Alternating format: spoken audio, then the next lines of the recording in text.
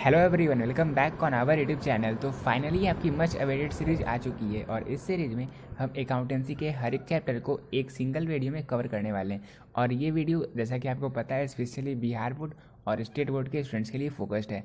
ऐसा इसलिए because state board के एग्ज़ाम में अगर आप बिहार बोर्ड को देखो, जैक बोर्ड को देखो या यूपी बोर्ड को देखो, तो इस बोर्ड के एग्ज़ाम में ज़्यादातर फोकस आपकी थ्योरेटिकल टाइप के क्वेश्चन पर होता है, ना कि प्रैक्टिकल टाइप यानी कि न्यूमेरिकल टाइप के क्वेश्चन पे। और इस वीडियो में हम कंप्लीट थ्योरी को कवर करने वाले हैं। और इसके बाद इस वीडियो को कंप्लीट देखने के बाद चाहे आप किसी भी स्टेट बोर्ड के स्टूडेंट हो, आप एग्ज़ाम में हर एक क्वेश्चन को आसानी से सॉल्व कर सकते हो। अगर आप सीबीएसई बोर्ड के स्टूडेंट हो तो अगर आप थ्योरी को कवर करना चाहते हैं तो ये आपके लिए सबसे बेस्ट वीडियो, बिकॉज यहाँ पे हम हर एक थ्योरी को कवर कर लेंगे। फिर इसके बाद ऐसा एक भी थ्योरी नहीं बचता जो आपके एग्जाम में सॉल्व ना हो पाए। ठीक है, तो चलिए वीडियो को स्टार्ट करते हैं। अब जब हमारा चैप्टर ही एनपीओ है तो सबसे पहले हम एनपीओ के यानी कि नॉट फॉर प्रॉफिट ऑर्गेनाइजेशंस के डिफरेंसेस को देखेंगे कि इसका मतलब क्या होता है। ठीक है, और यहाँ पे हम जितने क्वेश्चंस को देखने वाले हैं ये सारे क्वेश्चंस, मतलब मैं आपको ये बता दूं कि अगर आप इस सीरीज़ को बस इसलिए फॉलो नहीं कर रहे हो क्योंकि आपने अकाउंट्स को ऑलरेडी कवर कर लिया, तो ये आपकी 12th की सबसे बड़ी गलती होने वाली है। ऐसा इसलिए क्योंकि यहाँ पे हम उन सारे क्वेश्चंस को कवर करने वाले हैं जो एग्जामिनर के माइंड में घूम सकते हैं, मतलब जो क्वेश्चंस वो बना सकते हैं, जो क्वेश्चंस में वो शामिल कर सकते हैं, उन सारे क्वेश्चंस को हम यहाँ पे कवर करेंगे। इसलिए इस सीरीज़ को आप स्टार्ट एंड तक जरूर फॉलो करना। और इनफैक्ट आप मेरी बस फर्स्ट वीडियोज़ को ही देख लोगे, फर्स्ट चैप्टर की यानी कि एनपीओ की वीडियो को आप कंप्लीट देख लेना। फिर मैं गारंटी के साथ उम्मीद करता हूँ कि आप कोई भी वीडियोज़ आने वाली जो भी वीडियो है, किसी भी वीडियो को आप मिस नहीं करना चाहोगे। ठीक है, तो स्टार्ट करते हैं। देखो, state the meaning of not for profit earning organisation. Not for profit organizations are those organizations which are established for the purpose of rendering services to its own members or to the member of public without any intention of earning profit। तो जो हमारे not for profit earning organisation होते हैं, basically उनका जो main motive होता है, उनका जो मेन पर्पस होता है, यानी कि उनका जो इंटेंशन होता है वो ये होता है कि मेरे जितने मेंबर्स हैं और मेरे जितने पब्लिक लोग हैं यानी कि जनता लोग हैं, उन सभी को मैं सर्विस प्रोवाइड कर सकूं। ठीक है, यानी कि ये सेवा करने का भाव रखते हैं। Not for profit earning organisation, इनका ये इंटेंशन कभी नहीं होता, इनका प्राइमरी ऑब्जेक्टिव ये नहीं होता कि मुझे लाभ कमाना है। ठीक है, ये आपका अच्छे से आप जान लो, जो not for profit earning organisation होते हैं वो अपने मेंबर्स और मेंबर्स ऑफ पब्लिक यानी कि जो आम जनता है उन सभी की सर्विस प्रोवाइड करने के लिए कार्य करते हैं, ना कि प्रॉफिट अर्न करने के लिए। ठीक है, फिर देखो, the main objective of this organisations may be social, educational, religious, or charitable. They may take the form of sports and social club, religious institutions, library, the hospital, etc. तो इसका मतलब ये हुआ कि जो एनपीओज होते हैं, आप देखते हो कि हॉस्पिटल्स, स्कूल्स, लाइब्रेरीज और आप जो स्पोर्ट्स क्लब देखते हो, ये सारे क्या होते हैं? ये सारे एनपीओ ही होते हैं। इनका इंटेंशन क्या होता है? इनका इंटेंशन ये होता है कि इनके जो मेंबर्स हैं उन सभी को हम क्वालिटी सर्विस प्रोवाइड कर सकें। ठीक है, तो इसलिए ये सारे जो होते हैं वो एनपीओ जो होते हैं। और एनपीओ जो होते हैं वो धार्मिक रूप ले सकते हैं, कोई एजुकेशनल यानी कि जो शैक्षणिक रूप ले सकते हैं, जैसे आप स्कूल देख रहे हो तो ये सारे एजुकेशनल को बढ़ावा देने के लिए किया जाता है। तो जिन चीज़ों को बढ़ावा देना वे चाहते हैं वो उस फील्ड में उस संस्था को ओपन करते हैं, एक एनपीओ को ओपन करते हैं और वहाँ पे अपने मेंबर्स को क्वालिटी सर्विस प्रोवाइड करते हैं। इनफैक्ट यहाँ पे मैंने इस चैनल को स्टार्ट किया और यहाँ पे मैंने अपने जितने भी 12th के स्टूडेंट हैं उन सभी की मैं सर्विस प्रोवाइड कर रहा हूँ, उन सभी को मैं क्वालिटी कंटेंट प्रोवाइड करने की कोशिश कर रहा हूँ। ठीक है, तो ये तो मेरा छोटा सा एग्जाम्पल हो गया, इससे आप साइड कर लो, इससे आप एग्जाम में नहीं आंसर करना। ठीक है, तो हमने देख लिया कि एनपीओ जो होते क्या है। अब एनपीओ और प्रॉफिट अर्निंग ऑर्गेनाइजेशन, इन दोनों के बीच क्या डिफरेंस है, अब हम इसे देखने वाले हैं। अब सेकंड नंबर क्वेश्चन है, state any three difference between profit earning organisation and not for profit organisation, यानी कि लाभकारी संस्था और गैर लाभकारी संस्था, इन दोनों के बीच के आपको किसी 3 डिफरेंस को बताना है। तो हम किस बेसिस पे इनके अंतर को देखेंगे, सबसे पहले हम इसे तय कर लेते हैं। हम सबसे पहले ये देखेंगे कि इन दोनों का प्राइमरी ऑब्जेक्टिव क्या होता है, यानी कि इनका उद्देश्य क्या होता है। ठीक है, इससे तो हम इनके डिफरेंस को आसानी से क्लियर कर लेंगे। इसके बाद हम ये देखेंगे कि हम जो फाइनेंशियल स्टेटमेंट क्रिएट करते हैं एक प्रॉफिट अर्निंग ऑर्गेनाइजेशन के लिए और एक not for profit earning organisation के लिए, हम इन दोनों के फाइनेंशियल स्टेटमेंट को देख लेंगे, जिससे कि एक और डिफरेंस हमारा क्लियर हो जाएगा। और फिर हम ये देख लेंगे कि इनका जो नीट रिजल्ट होता है, प्रॉफिट होता है या लॉस होता है, या सरप्लस होता है या डिफिजिट होता है, क्या होता है। तो ये हमारा थर्ड डिफरेंस होगा बेसिस। ठीक है, थर्ड बेसिस होगा डिफरेंस का। तो देखो स्टार्ट करते हैं। देखो, प्राइमरी ऑब्जेक्टिव के आधार पर पहला difference, the primary objective of profit earning organisation is to earn profit, whereas the primary objective of not for profit earning organisation is to serve people. यानी कि इसका मतलब ये हुआ कि जो हमारे प्रॉफिट अर्निंग ऑर्गेनाइजेशन होते हैं, जो हमारे लाभकारी संस्था होते हैं, उनका मेन उद्देश्य होता है लाभ कमाना। लेकिन जो नॉट फॉर प्रॉफिट ऑर्गेनाइजेशन होते हैं, जो एनपीओज होते हैं, उनका मेन उद्देश्य होता है अपने मेंबर को सर्व करना, ठीक है। तो ये रहा हमारा सबसे पहला डिफरेंस। अब सेकंड डिफरेंस है बेसिस है नेट रिजल्ट ऑफ एक्टिविटी। तो इसे देखने से पहले हम थर्ड डिफरेंस को देख लेते हैं ताकि सेकंड और ज़्यादा अच्छे तरीके से क्लियर तरीके से हमें समझ में आए। देखो थर्ड डिफरेंस है फाइनेंशियल स्टेटमेंट का, यानी कि हम किन किन स्टेटमेंट को प्रिपेयर करते हैं। देखो the financial statements of profit earning organisation include manufacturing account और trading account, profit and loss account and balance sheet. तो देखो हम जब क्लास 11th में थे तो 11th में हमने फाइनल अकाउंट्स को प्रिपेयर करा था।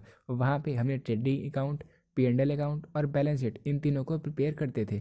तो वो हम किस लिए प्रिपेयर करते थे? क्योंकि वो हम प्रॉफिट अर्निंग ऑर्गेनाइजेशन के अकाउंट्स को प्रिपेयर करते थे। जो हम सोल प्रोप्राइटरशिप के अकाउंट्स को प्रिपेयर करते थे तो हमने मैन्युफैक्चरिंग अकाउंट और ट्रेडिंग अकाउंट, P&L अकाउंट और बैलेंस शीट इन तीनों को प्रिपेयर किया था। लेकिन अब जब हम NPO पढ़ेंगे तो यहाँ पे हम इन तीनों अकाउंट को प्रिपेयर नहीं करेंगे, बल्कि हम receipt and payment account, income and expenditure account और बैलेंस शीट इन तीनों को प्रिपेयर करने वाले हैं। अब ये तीनों क्या होती है, और इनफैक्ट सबसे इंपॉर्टेंट कि इनकम एंड एक्सपेंडिचर अकाउंट और रिसिप्ट एंड पेमेंट अकाउंट, इन तीनों के मतलब इनके सभी फॉर्मेट को हम देखेंगे। ये कौन सा अकाउंट होता है हम इसे भी देख लेंगे। मतलब जो जो क्वेश्चंस आपके दिमाग में उठ रहे होंगे हम सारे क्वेश्चंस को यहाँ पे कवर करेंगे, ठीक है। तो ये सबसे सेकंड डिफरेंस हो गया फाइनेंशियल स्टेटमेंट का, कि इन दोनों के फाइनेंशियल स्टेटमेंट के बीच का क्या डिफरेंस होता है। अब देखो जो हमारा प्रॉफिट अर्निंग ऑर्गेनाइजेशन होता है, जो हमारा लाभकारी संस्था होता है, वहाँ पे हम जब P&L अकाउंट प्रिपेयर करते हैं, जब profit and loss account prepare करते हैं, तो एट द एंड हमें नेट प्रॉफिट या नेट लॉस निकल कर सामने आता है। तो इससे तो हमें साफ पता चल जाता है कि जो नेट प्रॉफिट नेट लॉस निकल कर आ रहा है, ऐसा इसलिए आ रहा है क्योंकि यहाँ पे हम प्रॉफिट अर्न करने के इरादे से ही हम कार्य करते हैं। लेकिन जब हम NPOs के अकाउंट्स को प्रिपेयर करेंगे तो यहाँ पे हम प्रॉफिट तो निकाल नहीं सकते, क्योंकि हमारा तो पहले ही हमने बोल दिया कि हम प्रॉफिट अर्न करने के लिए काम ही नहीं करते। तो हम क्या निकालते हैं? तो हम निकालते हैं सरप्लस या डिफिसिट। यानी कि जब हम income and expenditure account prepare करते हैं, जिस तरीके से हम P&L अकाउंट प्रिपेयर करते थे उस तरीके से अब हम इनकम एंड एक्सपेंडिचर अकाउंट को प्रिपेयर करेंगे। और यहाँ पे जो आपका नेट रिजल्ट होगा वो या तो सरप्लस होगा या तो डिफिसिट होगा। अगर आपका इनकम ज़्यादा हो रहा है, एक्सपेंडिचर कम हो रहा है, तो वो होगा हमारा सरप्लस। लेकिन अगर हमारा एक्सपेंडिचर ही ज़्यादा हो रहा है और इनकम कम हो रहा है तो उससे हम कहते हैं डिफिसिट, ठीक है। तो ये हो गया हमारा third difference, that is net result of activity. The net result of the activity of profit earning organisation is known as net profit या नेट लॉस। यानी कि P&L अकाउंट को प्रिपेयर करने के बाद जो हमारा रिजल्ट निकल कर आता था वो या तो नेट प्रॉफिट होता था या तो नेट लॉस होता था। लेकिन अब जब हम नॉट फॉर प्रॉफिट ऑर्गेनाइजेशन को पढ़ेंगे, यानी कि नॉट फॉर प्रॉफिट ऑर्गेनाइजेशन में जो निकल कर आता है वो होता है या तो सरप्लस या तो डिफिसिट। अब सरप्लस कब होता है और डिफिसिट कब होता है ये तो मैंने आपको अभी बता दिया, ठीक है। तो ये रहा हमारा क्वेश्चन नंबर सेकंड। अब हम देखने वाले हैं क्वेश्चन नंबर थर्ड को। अब क्वेश्चन नंबर थर्ड है name the key accounts and statements prepared by NPO। तो इसे तो हमने सेकंड क्वेश्चन में ही देख लिया। ये एक छोटा सा क्वेश्चन था जो आपके एग्जाम में 2 मार्क्स का ज़्यादातर पूछा ही जाता है, ठीक है। इसलिए मैंने आपको इसे यहाँ पे बता दिया। देखो receipt and payment account, income and expenditure account और बैलेंस शीट, इन 3 अकाउंट को हम NPO में प्रिपेयर करते हैं, ठीक है। तो इसका ये आंसर हो गया क्वेश्चन नंबर थर्ड का। देखते हैं क्वेश्चन नंबर 4 को। नंबर 4 है state the meaning of receipt and payment account. तो देखो पहला अकाउंट जो हम प्रिपेयर करते हैं NPO में, अब हमें ये देखना है कि ये होता क्या है। देखो like any other organisation NPO यानी कि not for profit organisations also maintain cash book to record cash transactions on day to day basis. यानी कि जिस तरीके से हम प्रॉफिट अर्निंग ऑर्गेनाइजेशन में कैश बुक को प्रिपेयर करते थे ताकि हम कैश ट्रांजेक्शन को देख सकें, उसी तरीके से NPO में भी हम कैश बुक को प्रिपेयर करते हैं। But at the end of the year they prepare a summary of cash transactions based on the cash book. लेकिन साल के अंत में हम जो रिसिप्ट एंड पेमेंट अकाउंट होते हैं, यहाँ पे जो भी कैश ट्रांजेक्शन्स किए जाते हैं कैश बुक में, उनकी समरी को हम रिसिप्ट एंड पेमेंट अकाउंट में रिकॉर्ड करते हैं, ठीक है। This summary is prepared in the form of an account, it is called receipt and payment account. All cash receipts and payments are recorded in this account, whether this belong to current year or the next year or previous year। और यहाँ पे receipt and payment account में बहुत सारे बच्चों को already पता होगा कि हम बस कैश ही ट्रांजेक्शन्स को रिकॉर्ड करते हैं, यानी कि वैसे ट्रांजेक्शन जिसमें कैश का यूज किया गया है हम बस उसी ट्रांजेक्शन में को रिकॉर्ड करते हैं रिसिप्ट एंड पेमेंट अकाउंट में। अदरवाइज अगर कोई आउटस्टैंडिंग सैलरी वगैरह है तो उसे हम यहाँ पे रिकॉर्ड नहीं करेंगे, साफ मना करेंगे। लेकिन अगर कैश ट्रांजेक्शन है, नो मैटर वो इस साल का है या पिछले साल का था या आगे आने वाले साल का है, हम अगर कैश ट्रांजेक्शन देखेंगे तो हम रिकॉर्ड करेंगे, ठीक है। चाहे वो रेवेन्यू नेचर का रहे चाहे वो कैपिटल नेचर का रहे, बस हमें ये देखना है कि वहाँ पे कैश का इस्तेमाल किया गया, उसे हम रिकॉर्ड कर लेंगे रिसिप्ट एंड पेमेंट अकाउंट में, ठीक है। तो देखो all cash receipt and payment are recorded in this account whether this belong to current year or next year or previous year। ये तो मैंने आपको ऑलरेडी बता ही दिया। all receipt and payment are recorded in this account whether these are of revenue nature और capital nature, जो मैंने आपको अभी बताया। और रेवेन्यू नेचर और रेवेन्यू एक्सपेंडिचर, कैपिटल एक्सपेंडिचर, इस सारी चीज़ें क्या होती है ये हम आगे डिस्कस भी करेंगे, ठीक है। As it is in an account, so it has a debit side and credit side. All receipts are recorded on its debit side, whereas all payments are shown on the credit side. और क्योंकि receipt and payment account एक account है, इसलिए इसके side भी होंगे, एक होगा डेबिट साइड, एक होगा क्रेडिट साइड। और जितने भी रिसिप्ट होंगे उन सभी को हम डेबिट साइड में रिकॉर्ड करते हैं, लेकिन जितने पेमेंट होते हैं उन सभी को हम क्रेडिट साइड में रिकॉर्ड करते हैं, ठीक है, रिसिप्ट एंड पेमेंट अकाउंट में। This account begin with opening cash और बैंक बैलेंस। तो स्टार्टिंग में जब हम इसे अकाउंट को प्रिपेयर करते हैं, तो इस अकाउंट में प्रिपेयर करते टाइम जो हम एंट्री करते हैं वो होता है कैश बैलेंस का या फिर बैंक बैलेंस का। Closing balance of this account is cash in hand और कैश एट बैंक ओवरड्राफ्ट। और इसका जो क्लोजिंग बैलेंस होता है वो होता है कैश इन हैंड का या फिर कैश एट बैंक ओवरड्राफ्ट का, ठीक है। Items in this accounts are recorded under suitable heads. तो इसके फॉर्मेट के को भी हम रिसीट एंड पेमेंट अकाउंट के फॉर्मेट को भी कुछ देर में देखेंगे। क्लियर हो गया आपको रिसीट एंड पेमेंट अकाउंट क्या होता है। यहाँ पे हम कैश ट्रांजेक्शन को रिकॉर्ड करते हैं, नो मैटर वो रेवेन्यू नेचर के हैं या फिर कैपिटल नेचर के हैं। और नो मैटर ये भी नहीं मैटर करता कि वो आज के हैं या पिछले साल के थे या आगे आने वाले साल के हैं, बस वो कैश ट्रांजेक्शन है, इसलिए हम उसे रिकॉर्ड करते हैं रिसीट एंड पेमेंट अकाउंट में, ठीक है। तो क्वेश्चन नंबर 4 क्लियर हो गया। अब देखते हैं वाले क्वेश्चन नंबर 5 को। 5 नंबर क्वेश्चन है brightly explain the feature of receipt and payment account. तो देखो इसके फीचर्स आपके लॉन्ग में भी पूछे जाते हैं, तो इसके फीचर को आप किस तरीके से रिकॉर्ड करोगे, किस बेसिस पे आप इसे आंसर करोगे, अब हम ये देखते हैं। देखो सबसे पहला बेसिस है नेचर का, तो it is a real account, यानी कि जो रिसीट एंड पेमेंट अकाउंट होता है, क्योंकि यहाँ पे हम कैश ट्रांजेक्शन को सिर्फ रिकॉर्ड ही करते हैं, इसलिए ये होता है रियल अकाउंट। आपको पता होगा अकाउंट 3 तरह के होते हैं, पर्सनल अकाउंट, रियल अकाउंट और नॉमिनल अकाउंट। और इनके गोल्डन रूल को तो आप कभी भूल भी नहीं सकते, ठीक है।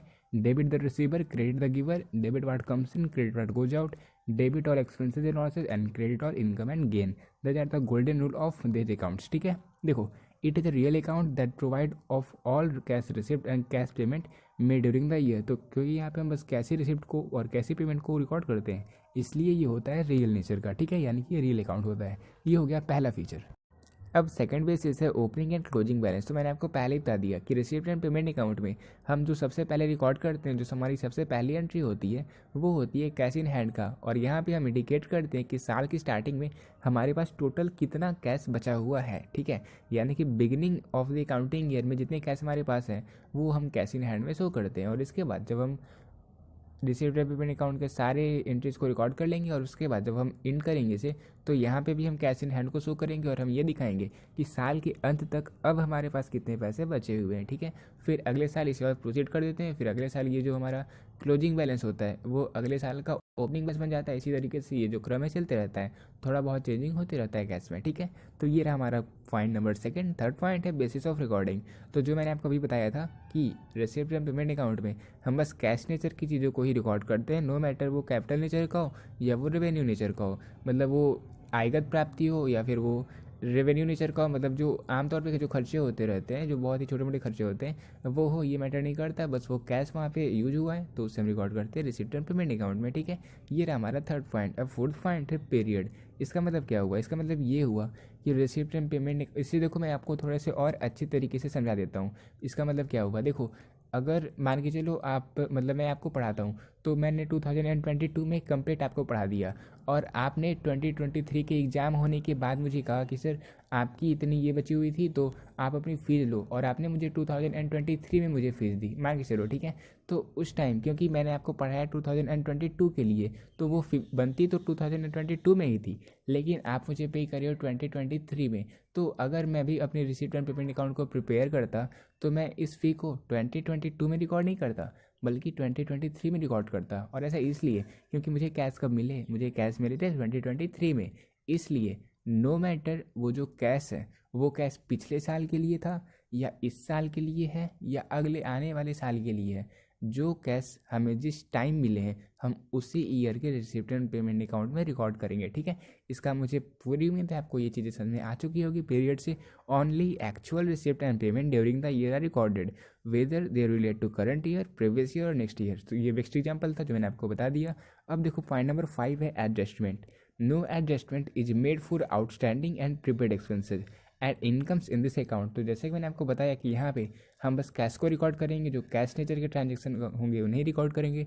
तो यहाँ पे हमें इनकम एंड एक्सपेंडिचर की तरह कोई भी एडजस्टमेंट करने की ज़रूरत नहीं होती रिसीप्ट एंड पेमेंट अकाउंट में, ठीक है। जो भी आउटस्टैंडिंग सैलरीज वगैरह होते हैं, जो एक्सपेंसेस होते हैं, उन सभी को यहाँ पे हम रिकॉर्ड नहीं करते, इसलिए हमें कोई एडिशनल एडजस्टमेंट करने की कोई ज़रूरत नहीं होती रिसिप्ट एंड पेमेंट अकाउंट में, ठीक है। तो अब देखो, अब हमने रिसिप्ट एंड पेमेंट अकाउंट को बिल्कुल अच्छे तरीके से समझ लिया है और हम ये देखने वाले हैं कि रिसिप्ट एंड पेमेंट अकाउंट और कैश अकाउंट, इन दोनों के बीच क्या डिफरेंस होता है, ठीक है। देखो, डिफरेंस के क्वेश्चन आपके एग्जामिनर के लिए सबसे फेवरेट होते हैं और ये क्वेश्चन बहुत बार वो पूछते हैं कि रिसिप्ट एंड पेमेंट अकाउंट और कैश बुक में क्या डिफरेंस होता है, रिसिप्ट एंड पेमेंट अकाउंट और इनकम एंड एक्सपेंडिचर अकाउंट में क्या डिफरेंस होता है, इनकम एंड एक्सपेंडिचर अकाउंट और P&L अकाउंट में क्या डिफरेंस होता है। तो ये सारे क्वेश्चन मैं आपको करवा दूंगा, ठीक है। मतलब आप समझ लो, ये वीडियो आप देख रहे हो बिल्कुल 2x स्पीड में भी देख लो, लेकिन देख लो क्योंकि ये बहुत इंपॉर्टेंट है आपके लिए। देखो, क्वेश्चन नंबर 6 है difference between receipt and payment account and cash account. तो इन दोनों के बीच क्या डिफरेंस होता है, अब हम ये देखते हैं। देखो, सबसे पहले हम बेसिस यानी कि जिस आधार पर इनके डिफरेंस को देखने वाले हैं वो है पीरियड। तो रिसिप्ट एंड पेमेंट अकाउंट में हम जब प्रिपेयर करते हैं इसे, तो इसे हम साल के अंत में प्रिपेयर करते हैं, जहाँ पे हम इनकी समरी दिखाते हैं, कैश की समरी दिखाते हैं। लेकिन जो हमारा कैश अकाउंट होता है इसे हम डेली प्रिपेयर करते हैं, यानी कि डेली जितने भी कैश ट्रांजेक्शन हो रहे हैं उन सारे को हम कैश अकाउंट में रिकॉर्ड करते हैं, ठीक है। ये पहला हो गया डिफरेंस, किस बेसिस पे, पीरियड के बेसिस पे, कि रिसिप्ट एंड पेमेंट अकाउंट को हम साल के अंत में बनाते हैं, जबकि कैश अकाउंट को हम डेली मेंटेन करते हैं, ठीक है। इसका एक रजिस्टर होता है जो हम डेली प्रिपेयर करते रहते हैं, बनाते रहते हैं।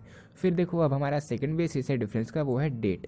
तो जब भी हम कोई भी ट्रांजैक्शंस को रिकॉर्ड करते हैं रिसिप्ट एंड पेमेंट अकाउंट में, तो हम डेट तो शो नहीं करते वहाँ पे। आप देखते क्या होगा, आपको पता ही होगा, आप खुद वहाँ पे डेट रिकॉर्ड नहीं करते। लेकिन जब आप कैश अकाउंट में उसी ट्रांजैक्शंस को रिकॉर्ड करते हैं तो उस टाइम आप डेट को भी साझा करते हो कि वो जो ट्रांजैक्शन हुआ था वो किस डेट को हुआ था। ऐसा आप इसलिए करते हो क्योंकि रिसिप्ट एंड पेमेंट अकाउंट को जब आप प्रिपेयर करते हो तो इसे आप साल के अंत में क्रिएट कर रहे हो, और इस कारण आप बस समरी दिखाना चाहते हो कि कितने कैश हमें मिली थी इस पार्टिकुलर चीज़ों से, इसलिए आप वहाँ पे डेट को सॉरी करते हैं, ठीक है। फिर अब थर्ड पॉइंट है ऑर्गेनाइजेशन। तो ऑर्गेनाइजेशन का तो बहुत ही सिंपल सा मतलब हो गया कि जो हमारा रिसिप्ट एंड पेमेंट अकाउंट होता है ये हम स्पेशली NPO के लिए ही क्रिएट करते हैं, लेकिन जो हमारा कैश अकाउंट होता है, जो हमारा कैश बुक होता है, इन चीज़ों को हम NPO और प्रॉफिट अर्निंग ऑर्गेनाइजेशन दोनों के लिए क्रिएट करते हैं। ये हो गया हमारा थर्ड डिफरेंस, किस बेसिस पे, ऑर्गेनाइजेशन के बेसिस पे। और फिफ्थ डिफरेंस है जो कि ये साइड के बेसिस पे।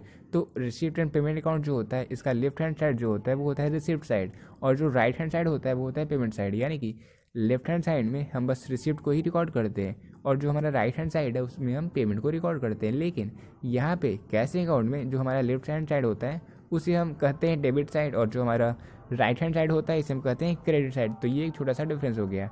फिर अब लास्ट डिफरेंस है वो है फोलियो का। तो देखो, आपने जब जर्नल एंट्री को आप प्रिपेयर करते तो आप लोग लेजर फोलियो ये सारी चीज़ों को प्रिपेयर करते थे, ठीक है। जर्नल फोलियो इसका एक आपको मतलब वहाँ पे आप प्रिपेयर करते थे, लेकिन यहाँ पे रिसिप्ट एंड पेमेंट अकाउंट में आपको किसी भी फोलियो के कॉलम को आपको प्रिपेयर करने की कोई ज़रूरत नहीं होती। It doesn't have any folio column, ठीक है। लेकिन कैश अकाउंट में फोलियो कॉलम होता है, ठीक है। तो ये हो गया क्वेश्चन नंबर 6, जहाँ पे हमने रिसिप्ट एंड पेमेंट अकाउंट और कैश अकाउंट इन दोनों की कंप्लीट डिफरेंस को, टोटल 5 डिफरेंस को हमने कवर कर लिया, और ये आपके क्वेश्चन एग्जाम के लिए भी बहुत इंपॉर्टेंट थे। अब हम देखने वाले हैं क्वेश्चन नंबर 7 को। तो अब क्वेश्चन नंबर 7 है state the meaning of income and expenditure account. तो देखो, सबसे पहले तो हमने देख लिया NPO का पहला account receipt and payment account, जिसे बस पैसे से मतलब था। वो बस ये बात आपसे पूछता था कि या जो ट्रांजैक्शन किया गया है उस ट्रांजैक्शन का कनेक्शन पैसों से, आप कहते थे हाँ, तो बोलता था लाओ मेरे में रिकॉर्ड कर लो। लेकिन अब जो इनकम एंड एक्सपेंडिचर अकाउंट है ये आपसे 2 क्वेश्चन पूछता है, ये 2 चीज़ों को कंसिडर करता है। पहली चीज़ तो ये, जब आप किसी ट्रांजैक्शन को लेकर जाओगे रिकॉर्ड करने के लिए तो वो ये पूछेगा कि क्या ये जो ट्रांजैक्शन है इस ट्रांजैक्शन का संबंध इस साल से है, क्या ये करंट ईयर से रिलेटेड है। अगर आप बोलते हो हाँ, तो ये एक और क्वेश्चन आपसे पूछता है, और वो ये होता है कि क्या ये जो ट्रांजैक्शन है ये रेवेन्यू नेचर का है। रेवेन्यू नेचर का मतलब ये रेकरिंग नेचर का है, यानी कि ये बार बार ये ऐसे खर्चे होते रहते हैं। और क्या ये जो खर्चे हैं ये छोटे मोटे खर्चे हैं, मतलब रेवेन्यू नेचर का ये फीचर होता है कि वो जो रेवेन्यू नेचर के खर्चे होते हैं वो सारे छोटे मोटे खर्चे होते हैं, और जो रिकरिंग नेचर के होते हैं जो बार बार होते रहते हैं उन्हें हम कहते हैं रेवेन्यू नेचर। तो ये 2 क्वेश्चन पूछता है, ठीक है, इनकम एंड एक्सपेंडिचर अकाउंट।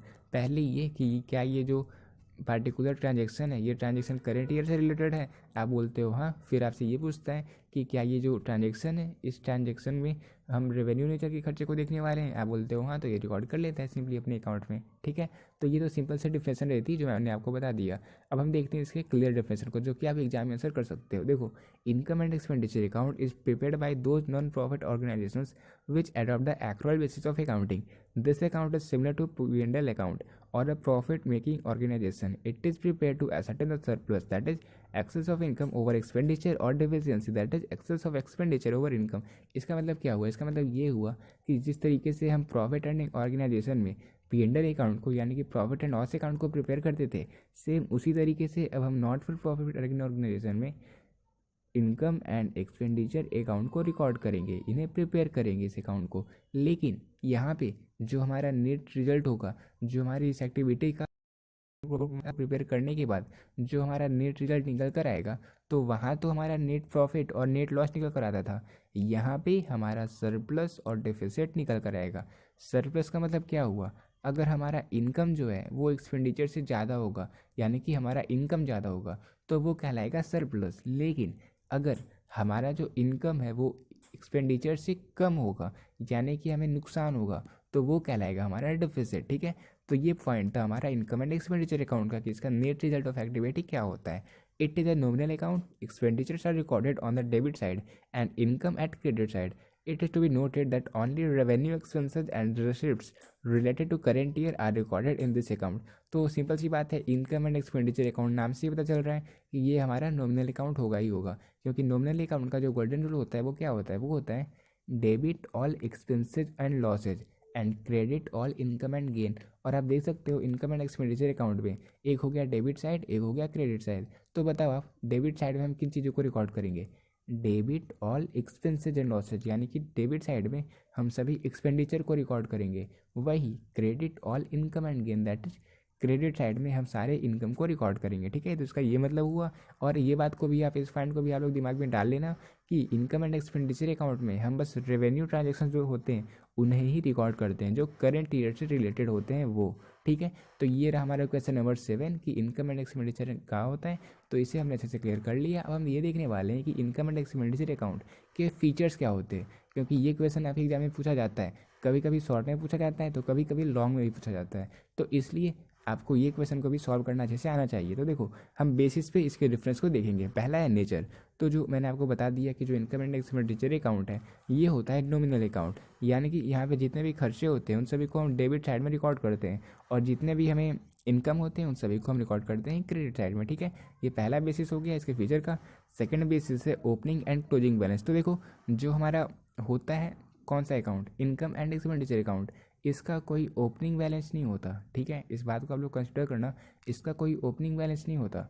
और साथ ही साथ जब हम इसे क्लोज करते हैं तो यहाँ पे जो हमारा नेट रिजल्ट निकल कर आता है वो होता है सरप्लस या डेफिसिट। तो इसका जो क्लोजिंग बैलेंस होता है वो या तो सरप्लस होता है, अगर इनकम ज़्यादा हो गया तो सरप्लस, अगर इनकम कम और एक्सपेंडिचर ज़्यादा हो गया तो हमारा डेफिसिट निकल कर आता है। ये हो गया second basis of the feature. अब थर्ड है बेसिस ऑफ रिकॉर्डिंग।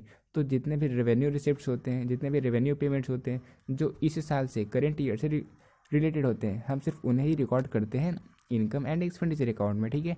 ये थर्ड बेसिस ऑफ। फोर्थ है पीरियड। पीरियड का मतलब ये हुआ कि जो करेंट साल के खर्चे हैं, जो करेंट ईयर के खर्चे हैं, जो करेंट ईयर की इनकम है, हम बस उन्हीं को रिकॉर्ड करते हैं इनकम एंड एक्सपेंडिचर अकाउंट में। अब फिफ्थ पॉइंट और लास्ट पॉइंट है एडजस्टमेंट। एडजस्टमेंट का मतलब ये हुआ कि जितने भी आउटस्टैंडिंग सैलरीज वगैरह होते हैं, आउटस्टैंडिंग एक्सपेंसेस रहते हैं, या प्रीपेड सैलरी होती है, जैसे आप देखते होगे कि इस साल की सैलरी को अगले साल दूंगा, तो ये सारे आउटस्टैंडिंग हो जाते हैं। तो इन सभी खर्चे को हम रिकॉर्ड करते हैं इनकम एंड एक्सपेंडिचर अकाउंट में ही।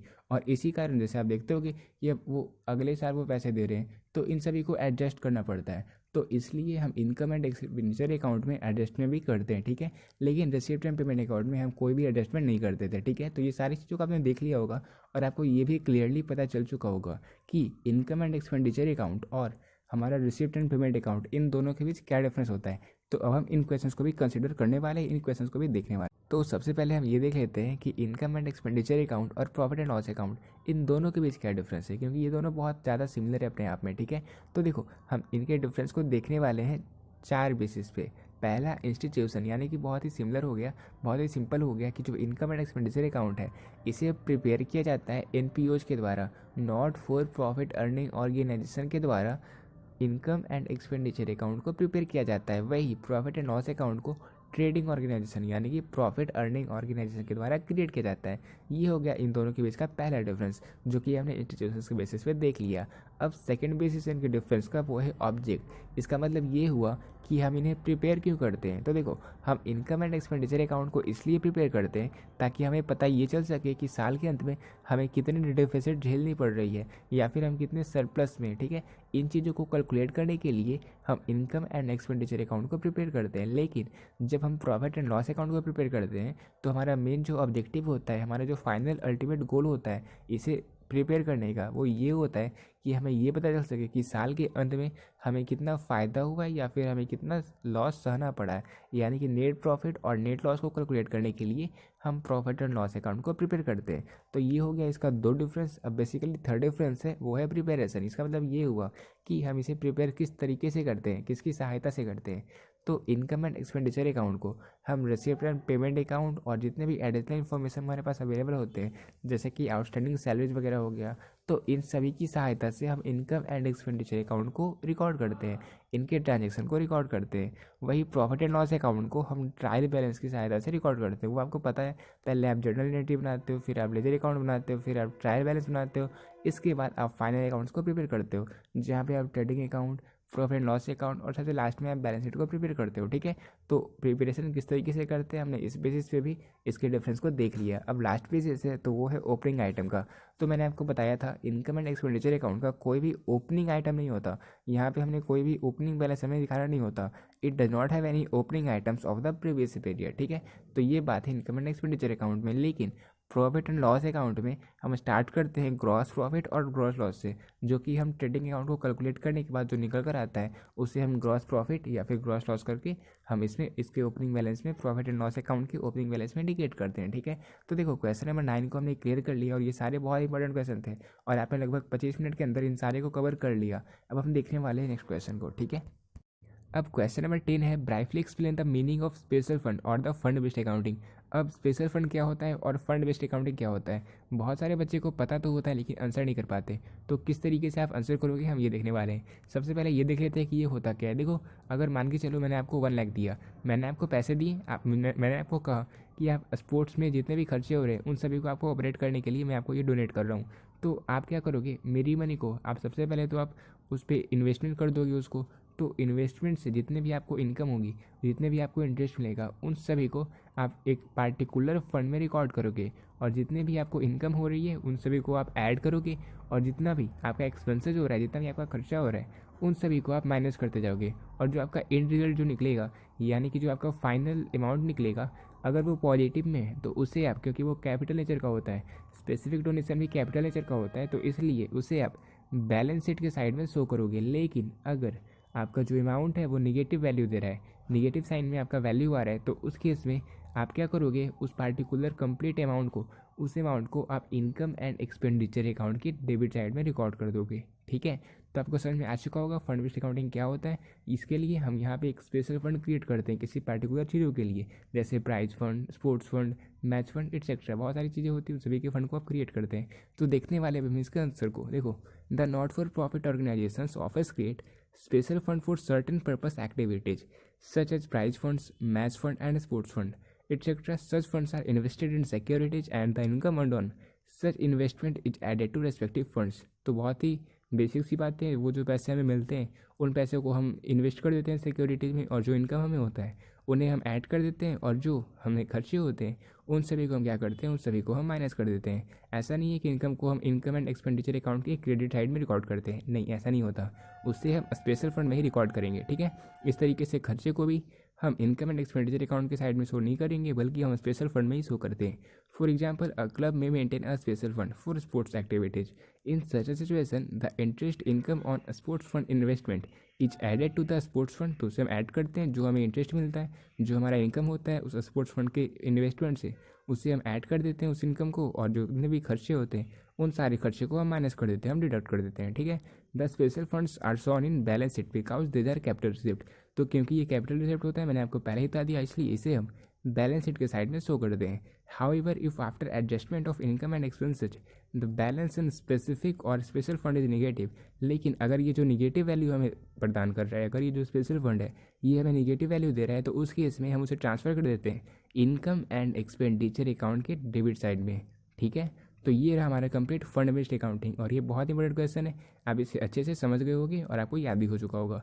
अब हम देखने वाले हैं एक नेक्स्ट क्वेश्चन को, और ये क्वेश्चन है कि रिसिप्ट एंड पेमेंट अकाउंट और इनकम एंड एक्सपेंडिचर अकाउंट, इन दोनों के बीच क्या डिफरेंस होता है। तो अब हम देखने वाले हैं रिसिप्ट एंड पेमेंट अकाउंट और इनकम एंड एक्सपेंडिचर अकाउंट के डिफरेंस को, और यहाँ पे हम इनके टोटल 7 बेसिस देखने वाले डिफरेंस के, यानी कि 7 आधार पर हम इन दोनों के अंतर को देखने वाले हैं। देखो पहला बेसिस क्या है, वो है नेचर, यानी कि जो रिसिप्ट एंड पेमेंट अकाउंट होता है वो कैश बुक का एक समरी होता है, क्योंकि यहाँ पे हम कैश ट्रांजेक्शन्स को रिकॉर्ड करते हैं। ठीक है, तो ये कैश बुक का एक समरी होता है। कौन, रिसिप्ट एंड पेमेंट अकाउंट।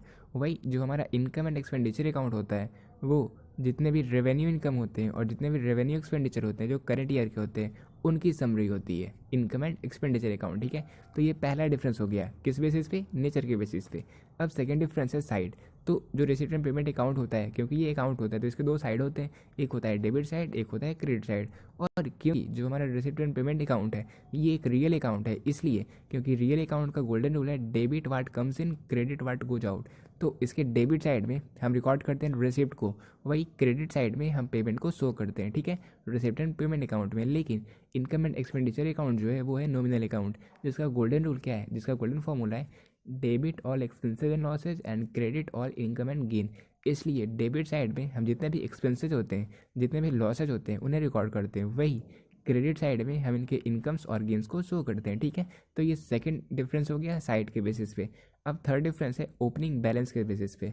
तो ओपनिंग बैलेंस अगर हम देखें तो रिसिप्ट एंड पेमेंट अकाउंट का ओपनिंग बैलेंस होता है जो कि हम कैश इन हैंड करके दिखाते हैं। ठीक है, कैश इन हैंड या कैश इन बैंक करके। वही इनकम एंड एक्सपेंडिचर अकाउंट का हमने पहले इसके फीचर में देख लिया, इसके डिफरेंसर में देख लिया कि इनकम एंड एक्सपेंडिचर अकाउंट का कोई भी ओपनिंग बैलेंस नहीं होता। इसके जो स्टार्टिंग करते हैं तो हम कोई भी बिगिनिंग कैश के साथ नहीं करते। तो ये थर्ड डिफरेंस हो गया ओपनिंग बैलेंस के आधार पर।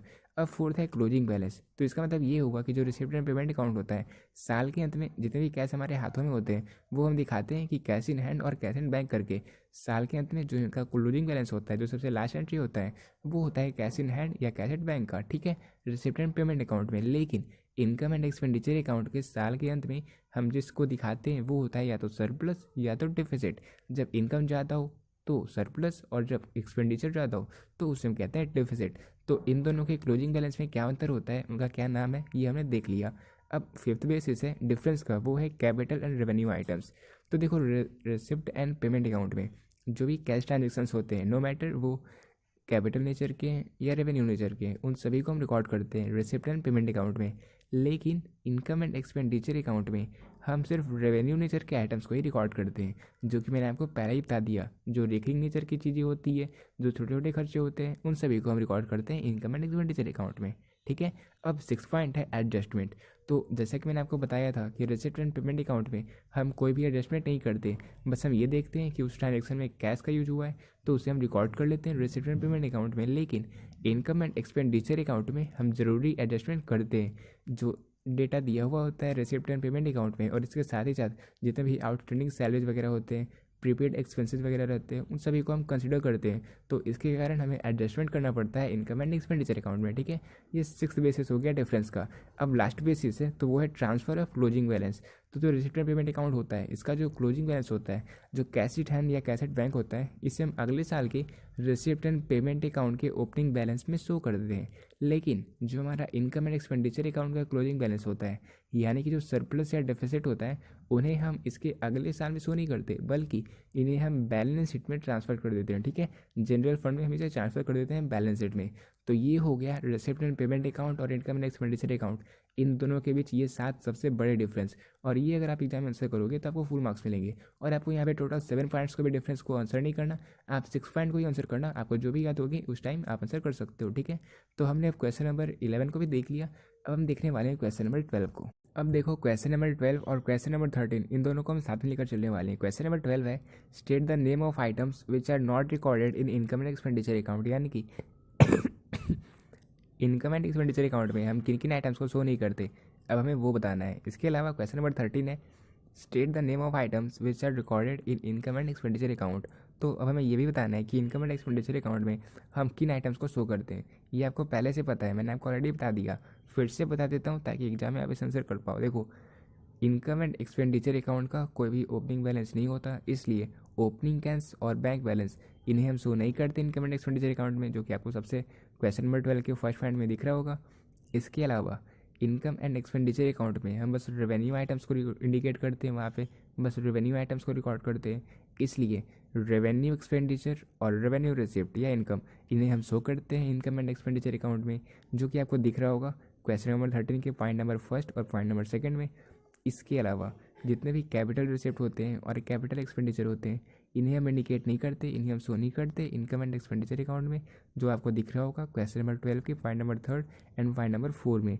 और जितने भी कैपिटल खर्च हो गए, जैसे कैपिटल रिसिप्ट हो गए, सेल ऑफ फिक्स्ड एसेट, ये सारे रिकरिंग नेचर के नहीं होते, फिक्स्ड एसेट को आप बार बार सेल नहीं करते, इसलिए इसे हम रिकॉर्ड नहीं करते इनकम एंड एक्सपेंडिचर अकाउंट में। इसके अलावा जो रिजर्व होते हैं, जो फंड होते हैं, उन्हें हम इनकम एंड एक्सपेंडिचर अकाउंट में रिकॉर्ड नहीं करते। और जो कंज्यूमर मटेरियल होते हैं उनका जो कॉस्ट होता है, क्योंकि ये रिकरिंग नेचर के होते हैं, इसलिए इन्हें हम रिकॉर्ड करते हैं इनकम एंड एक्सपेंडिचर अकाउंट में। इसके अलावा जितने भी नॉन कैश आइटम है, जैसे bad dept, provision for bad dept, depreciation, loss on sale of asset, इन सारे को हम रिकॉर्ड करते हैं इनकम एंड एक्सपेंडिचर साइड में। ठीक है, तो क्वेश्चन नंबर 12 और क्वेश्चन नंबर 13 दोनों को हमने साथ में ही देख लिया। अब क्वेश्चन नंबर 14 है, right a note on capital receipt and revenue receipt. तो देखो, कैपिटल रिसिप्ट क्या होता है, रेवेन्यू रिसिप्ट क्या होता है, इसके अलावा कैपिटल पेमेंट क्या होता है, रेवेन्यू पेमेंट क्या होता है, मतलब कैपिटल और रेवेन्यू इन दोनों के बीच क्या डिफरेंस है, और रिसिप्ट और पेमेंट इन दोनों के बीच क्या डिफरेंस है, बेसिकली हम यहाँ पे ये समझने वाले हैं। ठीक है, और देखो, अगर आपको इस फाइल की PDF को डाउनलोड करना है, बिल्कुल, अगर आपको इस फाइल की PDF को डाउनलोड करना है, यानी कि चैप्टर फर्स्ट के कंप्लीट नोट्स को आप PDF फॉर्मेट में डाउनलोड करना चाहते हो, तो आप वो कर सकते हो। कैसे कर सकते हो, आप जाना कमेंट सेक्शन में, कमेंट सेक्शन में मैंने आपको एक कमेंट करा होगा जहाँ पे आप देखना कि आपको उस फाइल का लिंक मिल जाएगा, आप उस लिंक पर क्लिक करना। लिंक पर क्लिक करते ही एक फ़ाइल आपके पास ओपन होगा और वहाँ पे आपको एक पासवर्ड को फिल करना है, और वो पासवर्ड है BBC कम्युनिटी, यानी कि बिहार बोर्ड कॉमर्स की कम्युनिटी। ठीक है, तो आप टाइप करोगे सारे वर्ड शॉर्ट में बिना किसी स्पेस के, BBCCOMMUNITY, इतना टाइप करोगे, फिर आप उसे ओपन करना, वो ओपन हो जाएगा। ठीक है, फिर आप उसे चाहो तो डाउनलोड कर सकते हो, जब चाहो जहाँ चाहो आप उसे रिवाइज कर सकते हो। तो आपको ये प्रयास कैसा लगा कमेंट करना नीचे। ठीक है, और आप PDF को डाउनलोड कर पाए या नहीं कर पाए, ये भी आप नीचे कमेंट बॉक्स में ज़रूर कमेंट करना, ताकि हम नेक्स्ट चैप्टर की जब वीडियो को लेकर आएंगे तो वहाँ पे भी हम आपको नोट्स प्रोवाइड कर सकें।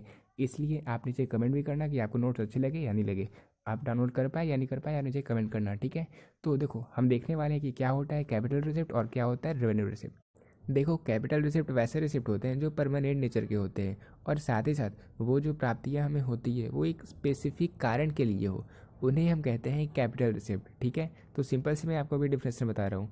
इसके अलावा रेवेन्यू रिसिप्ट वैसे रिसिप्ट होते हैं, वैसी प्राप्तियाँ होती है जो बार बार होती रहती है, यानी कि रेकरिंग नेचर की होती है और छोटी छोटी अमाउंट होती है, उन्हें हम कहते हैं revenue receipt.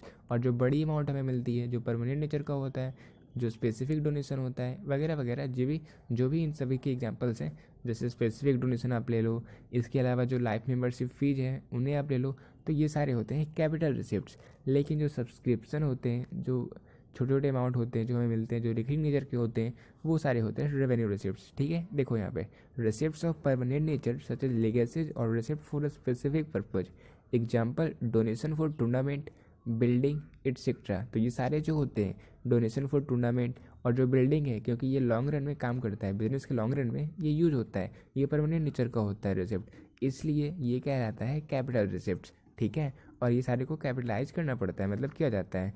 This receipts are not treated as ordinary income and are shown in the liability side of balance sheet. अब क्योंकि ये कैपिटल रिसिप्ट है, और कैपिटल रिसिप्ट को हम कहाँ शो करते हैं, इसे हम शो करते हैं बैलेंस शीट के लायबिलिटी साइड में। ठीक है, तो ये कंप्लीट हो गया कैपिटल रिसिप्ट। अब हम ये देखते हैं कि रेवेन्यू रिसिप्ट क्या होता है। तो रेवेन्यू रिसिप्ट हम उन रिसिप्ट्स को कहते हैं जो रेकरिंग नेचर के होते हैं, और साथ ही साथ जो छोटे अमाउंट होते हैं उन्हें हम कहते हैं रेवेन्यू रिसिप्ट्स। जैसे और other receipts which are of recurring nature and of small amount are known as revenue receipts, example subscription, sale of old newspaper and periodicals. ठीक है, इसके अलावा हम ये देख लेते हैं कि कैपिटल पेमेंट क्या होता है और रेवेन्यू पेमेंट क्या होता है, तो वैसे पेमेंट जो परमानेंट प्रॉपर्टी और एसेट्स को इम्प्रूव करने के लिए लगाए जाते हैं, उन्हें इन्वेस्ट किया जाता है, वो कहलाते हैं कैपिटल पेमेंट। और वैसे पेमेंट जो किए जाते हैं छोटे छोटे अमाउंट के लिए, मतलब छोटे छोटे चीज़ों के लिए, छोटे छोटे जो हम खर्चे करते हैं, वो कहलाते हैं revenue payment. The payment made to permanent property और एसेट्स और to improve them with a view to increase the earning capacity are capital payments and are shown in the asset. Payment also includes purchase of investment और amount deposited in fixed deposit। तो जो भी amount हम fix deposit में invest करते हैं, deposit करते हैं, वो सारे कैपिटल पेमेंट ही होते हैं। इसके अलावा जो अदर पेमेंट होते हैं, जो रेकरिंग नेचर के होते हैं, जो स्मॉल अमाउंट के होते हैं, वो सारे कहलाते हैं रेवेन्यू पेमेंट। ठीक है, एग्जाम्पल आप दे सकते हो, जो हम सैलरी पे करते हैं, इसके अलावा जो पोस्टेज एंड स्टेशनरी होते हैं, रेंट वगैरह होते हैं, तो ये सारे रेवेन्यू पेमेंट्स होते हैं। ठीक है, तो देखो अब हमने क्वेश्चन नंबर 14 को क्लियर देख लिया। अब आपसे कुछ कुछ क्वेश्चन ऐसे होते हैं जो 2 मार्क्स के पूछे जाते हैं और ये सारे इंपॉर्टेंट है, अब हम उन्हें भी कवर करने वाले हैं। तो अब हम कुछ बेसिक अकाउंटिंग टर्मिनोलॉजी यानी कि जो टर्म्स हम यूज़ करते हैं एनपीओ में, अब हम उन्हें देखने वाले हैं। और सबसे पहले हम देखेंगे सब्सक्रिप्शन को, कि सब्सक्रिप्शन क्या होता है। देखो, जितने भी मेंबर्स होते हैं ऑर्गेनाइजेशन में, ऑर्गेनाइजेशन में बने रहने के लिए उनसे हम एनुअली कुछ फ़ी चार्ज करते हैं, उन्हीं को हम कहते हैं सब्सक्रिप्शन। और ये सब्सक्रिप्शन है, ये सब्सक्रिप्शन ऑर्गेनाइजेशन का इनकम का एक बहुत ही अच्छा और रेगुलर सोर्स होता है। मतलब इनसे उन्हें अच्छा खासा इनकम मिल जाता है। ठीक है, सब्सक्रिप्शन से, यानी कि जितने जो मेंबर्स हैं वो उस ऑर्गेनाइजेशन में बने रहने के लिए एक फ़ी चार्ज करते हैं, जिन्हें हम कहते हैं सब्सक्रिप्शन। और ये जो सब्सक्रिप्शन के फ़ी मिलते हैं उन्हें हम रिकॉर्ड करते हैं रिसिप्ट एंड पेमेंट अकाउंट के रिसिप्ट साइड में, यानी कि डेबिट साइड में। और क्योंकि इसे हम रिसिप्ट एंड पेमेंट अकाउंट में रिकॉर्ड करते हैं, इसलिए यहाँ पे current year, next year, previous year, इन तीनों ईयर के, मतलब जो आगे पीछे के होते हैं उन सभी ईयर के भी सब्सक्रिप्शन फ़ी को हम रिकॉर्ड कर लेते हैं रिसिप्ट एंड पेमेंट अकाउंट के डेबिट साइड में। ठीक है, क्लियर हो गया सब्सक्रिप्शन क्या होता है। अब हम देखते हैं डोनेशन क्या होता है। तो देखो, मतलब डोनेशन का आप ये मान लो कि कोई भी ऑर्गेनाइजेशन को अगर कोई कंपनी देखता है या कोई इंसान देखता है कि अच्छे कार्य कर रहा है, तो उन्हें कुछ मनी डोनेट करता है कि लीजिए मैं आपको इतने पैसे दे रहा हूँ, आप इसको इस काम में लगाइए। मान के चलो, जैसे एग्जाम्पल एक छोटा सा लेते हैं कि मान के चलो मैं भी आपको ये कर रहा हूँ, ठीक है, मतलब मैं आपको कंटेंट प्रोवाइड कर रहा हूँ। फिर आपने सोचा कि इसे और इम्प्रूव करने के लिए, इसके प्लेटफॉर्म को और अच्छे बनाने के लिए आप एक माइक ले लो, स्पीकर ले लो, तो इसलिए आपने डोनेट करा, मान के चलो डोनेट करा।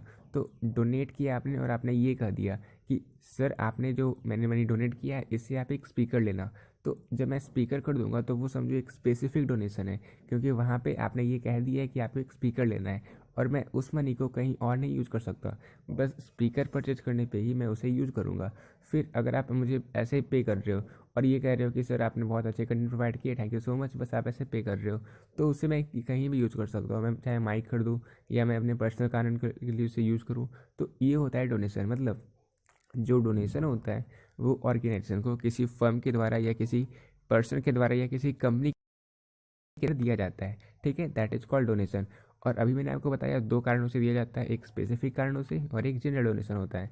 तो इसलिए डोनेशन के 2 टाइप होते हैं, एक हो गया specific donation, it is a donation received for a specific purpose. Example of such donation are donation for library, donation for building etcetera. ठीक है, क्लियर हो गया क्या होता है ये सारी चीज़ें। अब जनरल डोनेशन क्या होता है ये तो मैंने आपको बता दिया कि अगर डोनेशन आपको स्पेसिफिक पर्पस के लिए मिले तो वो कहलाता है स्पेसिफिक डोनेशन, लेकिन अगर वही डोनेशन आपको बिना किसी स्पेसिफिक पर्पस के हो तो वो कहलाता है जनरल डोनेशन। ठीक है, फिर इसके अलावा एंट्रेंस फी क्या होता है, एडमिशन फी क्या होता है। तो देखो, अगर कोई मेंबर, कोई भी पर्सन एक ऑर्गेनाइजेशन में इंटर करना चाहता है, एडमिट होना चाहता है, तो उससे कुछ फ़ी चार्ज की जाती है, जिसे हम कहते हैं एंट्रेंस फ़ी या फिर एडमिशन फ़ी, दोनों सेम ही है। ठीक है, इसके अलावा अब लीगेसी क्या होता है। तो देखो, कोई भी पर्सन जब मरने लगता है और वो मरते टाइम ये कह दे कि मेरी जितनी भी संपत्ति है वो सारी संपत्ति को, सारी जायदाद को आप इस ऑर्गेनाइजेशन के नाम कर दो, ये जितने भी मेरी मनी है, जितनी मेरी पैसे हैं, वो सारे इस ऑर्गेनाइजेशन के काम आएगी, या क्योंकि ये ऑर्गेनाइजेशन बढ़िया है। तो वो जो मतलब मनी होती है, वो जो विल होता है,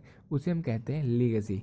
अब देखो, इंडोमेंट फंड क्या होता है। तो देखो, अगर किसी ऑर्गेनाइजेशन का जो कार्य हो रहा है उन्हें सपोर्ट करने के लिए, उनके परमानेंट सपोर्ट के लिए जो फंड प्रोवाइड किया जाता है उन्हें हम कहते हैं इंडोमेंट फंड। और इस इंडोमेंट फंड में जो भी कंट्रीब्यूट किया जाता है ये सारे कैपिटल रिसिप्ट होते हैं। ठीक है, फिर अब पॉइंट नंबर 6 है लाइफ मेंबरशिप फ़ी।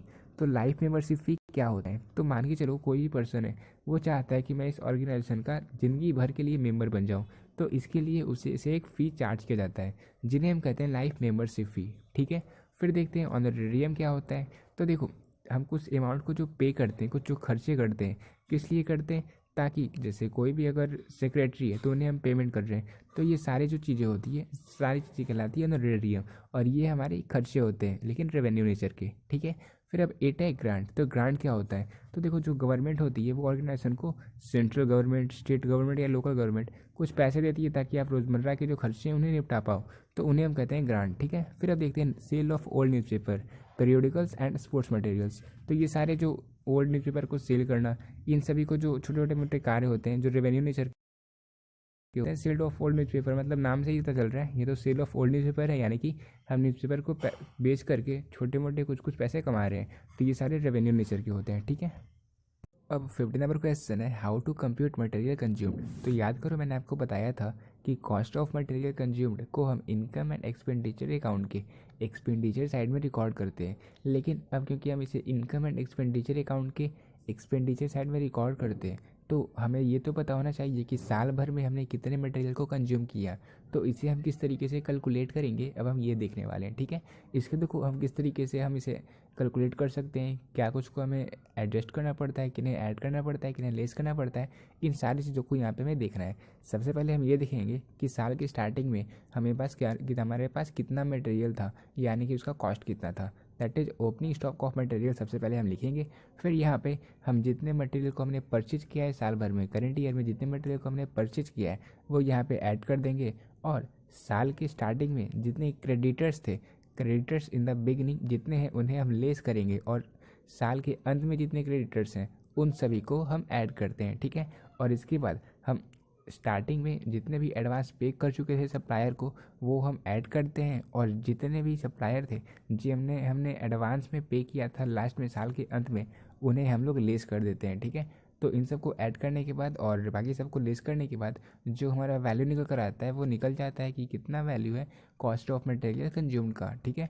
तो इसे फिर जब हम कैलकुलेट कर लेते हैं, जब हमारा फाइनल वैल्यू निकल कर आ जाता है, तो इसे हम इनकम एंड एक्सपेंडिचर अकाउंट के एक्सपेंडिचर साइड में रिकॉर्ड कर लेते हैं, ठीक है।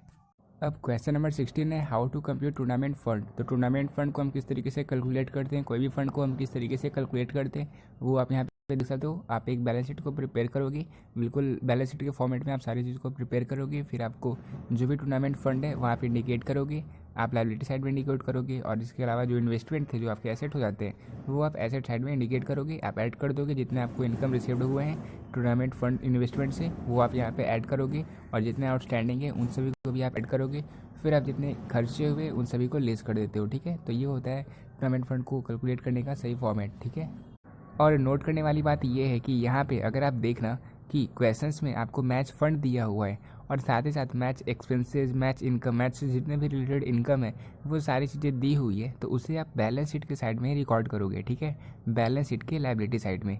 लेकिन अगर मैच फंड दिया ही हुआ ना हो और मैच एक्सपेंसेस दिए हुए हों, तो उस केस में आप मैच एक्सपेंसेस के लिए सेपरेट फंड क्रिएट नहीं करोगे, और ना ही आप उसे लायबिलिटी साइड में इंडिकेट करोगे, बल्कि क्योंकि फंड दिया ही हुआ नहीं है, मैच फंड दिया हुआ नहीं है, इसी कारण आप उसे इनकम एंड एक्सपेंडिचर अकाउंट में रिकॉर्ड करोगे, ठीक है। तो छोटा सा नोट था जो आप नोट कर सकते हो।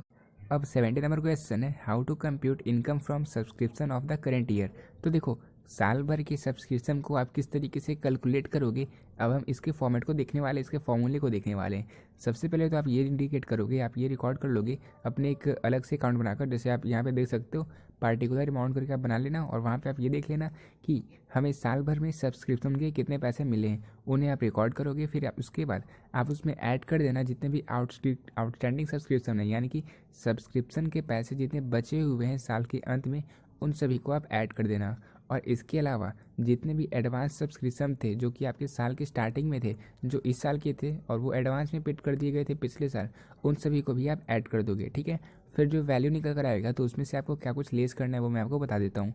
देखो जो आउटस्टैंडिंग सब्सक्रिप्शन थे साल की स्टार्टिंग में, क्योंकि वो आउटस्टैंडिंग थे, वो पिछले साल के थे, इसलिए उन्हें आप माइनस कर दोगे। और इसके बाद जो एडवांस सब्सक्रिप्शन है साल के अंत में, यानी कि जो आगे आने वाले सालों के लिए है, तो उसे भी आप माइनस कर दोगे तो निकल ही जाएगा आपका करंट ईयर सब्सक्रिप्शन फ़ी। तो इस तरीके से हम कैलकुलेट करते हैं इनकम फ्रॉम सब्सक्रिप्शन को ऑफ द करेंट ईयर, ठीक है। तो इनकम फ्रॉम सब्सक्रिप्शन आपका निकल कर आ जाएगा। अब यहाँ पे नोट करने वाली कुछ बातें जो आप देख सकते हो, पॉइंट ये है कि outstanding subscription in the beginning of the current year will show in the asset side of the opening balance sheet.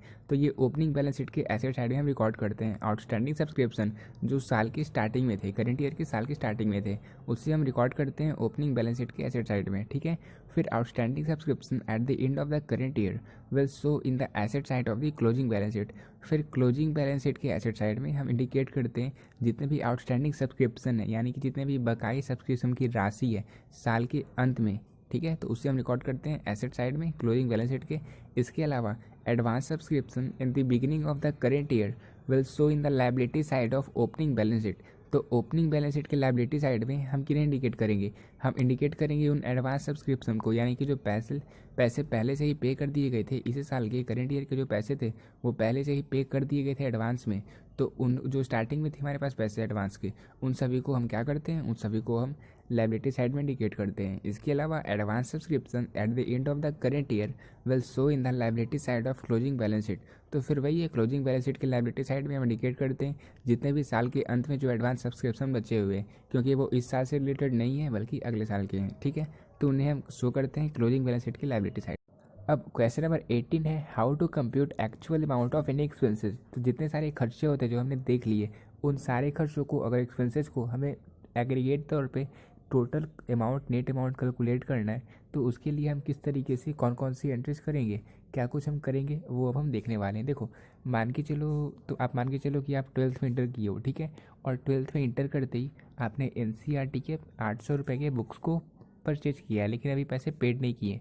आपने 800 की बुक्स को परचेज किया और आपने उन्हें पे किया है 500, ठीक है, यानी कि आउटस्टैंडिंग है आपका 300। तो फिर हम ऐड क्या करते हैं, हम ऐड कर देते हैं outstanding expenses at the end of the current year. तो साल के अंत में जितने भी आउटस्टैंडिंग एक्सपेंसेस बचे हुए हैं, जो हमारा 300 है, उसे हम ऐड कर देते हैं। तो ये हो गया हमारा 300, तो ऐसे हो गया हमारा 800, हो ही रहा था। और इसके अलावा और हम क्या ऐड करते हैं, तो देखो जो हमने 800 की बुक्स को परचेज किया, मान के चलो 200 जो है वो मैंने अभी पेड नहीं किया, बल्कि वो मैंने पिछले साल ही एडवांस में पे कर दिया था। तो अगर हम उसे ऐड कर देंगे तो फिर से तो हमारे 800 ही हो जाएंगे ना। वही हम ऐड करते हैं prepaid expenses in the beginning of the current year, यानी कि करेंट ईयर की स्टार्टिंग में जो प्रीपेड एक्सपेंसेस थे उन्हें भी हम ऐड कर देते हैं। तो दोनों केसेस में हमने देख लिया कि हमारे जो फाइनल वैल्यू आता है वो 800 ही आता है। इसके अलावा आप देख सकते हो उसी तरीके से कि outstanding expenses in the beginning of the current year, यानी कि साल की स्टार्टिंग में जितने भी आउटस्टैंडिंग एक्सपेंसेस थे, आप ऐसे ही देख सकते हो, वो सारे इस साल के तो है नहीं, पिछले साल के थे, तो उन्हें हम माइनस कर देते हैं। और इसके अलावा prepaid expenses at the end of the current year, तो साल के अंत में जो प्रीपेड एक्सपेंसेज हैं, अब क्योंकि ये साल के अंत में है और पहले से ही पे कर दिए गए, तो ये इस साल के तो होंगे नहीं, होंगे वो अगले साल के, इसलिए इन्हें भी हम माइनस कर देते हैं। तो इन सभी को ऐड करने के बाद, लेस करने के बाद जो फाइनल वैल्यू निकल कर आता है वो हमारा होता है expenses paid during the current year, यानी कि साल भर में आपने कितने खर्चे पे किए ये आपको शो करता है, ठीक है। अब बाकी के नोट यहाँ पे दिए हुए हैं कि किसे आप लायबिलिटी साइड में शो करते हो, किसे आप एसेट साइड में शो करते हो, तो इन सभी चीज़ों को आप पढ़ सकते हो, ठीक है। ये सारे बहुत ही ईजी और ज़्यादा इंपॉर्टेंट है नहीं आपके एग्जाम के लिए, ठीक है। तो देखो अब हम देखने वाले हैं फर्स्ट चैप्टर का लास्ट क्वेश्चन। क्वेश्चन नंबर 19 है, what is capital fund. Capital fund क्या होता है, और ये जो क्वेश्चन है ये आपसे ऑब्जेक्टिव में भी पूछा गया है और साथ ही साथ शॉर्ट में भी पूछा गया है, ठीक है। देखो जब आप टोटल एसेट्स को टोटल लायबिलिटी से माइनस कर देते हो, तो जो टोटल एसेट्स की वैल्यू निकल कर आती है, क्योंकि टोटल एसेट ज़्यादा होता है, तो जो अधिकता निकलती है टोटल एसेट की, उससे ही हम कहते हैं कैपिटल फंड, ठीक है। यानी कि excess of total assets over total liability in not for profit organisation is called capital fund. तो देखो ये सारे क्वेश्चंस थे चैप्टर नंबर फर्स्ट के, आप देख सकते हो ये सारे इतने अच्छे अच्छे क्वेश्चंस थे, और ये सारे क्वेश्चंस में से कोई भी क्वेश्चन आपके एग्जाम में पूछा जा सकता है। और बाकी के जो फॉर्मेट्स थे वो फॉर्मेट भी मैंने आपको बता दिया कि किस तरीके के अकाउंट्स को आप किस तरीके से प्रिपेयर कर सकते हो, ताकि एग्जाम में जो प्रैक्टिकल क्वेश्चंस होंगे, जो न्यूमेरिकल क्वेश्चंस होंगे, आप उन क्वेश्चंस को भी सॉल्व कर सको, ठीक है। तो देखो इन वीडियोज़ को बनाने में बहुत ज़्यादा एफर्ट्स मेरे लगे, और इन कंप्लीट वीडियोज़ को रिकॉर्ड करने में लगभग 2 दिन लगे हैं, ठीक है। आपको लग रहा होगा ये बस 1 घंटे की वीडियो है, लेकिन इस कंप्लीट वीडियो को रिकॉर्ड करने में मेरे तरफ से 2 दिन लगे हैं, कंप्लीट दिन। इसलिए मैं आपको कह रहा हूँ कि आप जितना हो सके इस वीडियो को शेयर करना, 1000 1500 जितने बच्चे होंगे, जितने ज़्यादा बच्चे होंगे तो भी मैं इस सीरीज़ को कंटिन्यू कर पाऊँगा, क्योंकि जितने एफर्ट्स मैं लगाता हूँ इस वीडियो में, अपनी हर एक वीडियो में, उस अकॉर्डिंग अगर रिस्पॉन्स नहीं आते तो मुझे बुरा लगता है, और मैं भी हो सकता है कि मैं सीरीज़ को स्टॉप कर दूँ, ठीक है। तो जितना हो सके आप इस वीडियो को शेयर करना, ये आपके एग्ज़ाम के लिए बिल्कुल गोल्डन कंटेंट साबित होने वाले हैं। और इससे बाहर आपके एग्जाम में एक भी क्वेश्चन आने वाला नहीं है, क्योंकि ये टॉपर सीरीज़ का पार्ट है, ये हमारा कंप्लीट वीडियो। और इसके लिए आप चैप्टर की कंप्लीट वीडियो को देख चुके हो, तो अब इस चैप्टर से आपके एक भी क्वेश्चन एग्जाम में छूट नहीं सकते, ये मेरी गारंटी है। ठीक है, मिलते हैं अपनी नेक्स्ट वीडियो में एक नए चैप्टर के साथ। उम्मीद करता हूँ हम वापस मिलेंगे। तो मिलते हैं अब नेक्स्ट वीडियो में, तब तक के लिए बस आओ।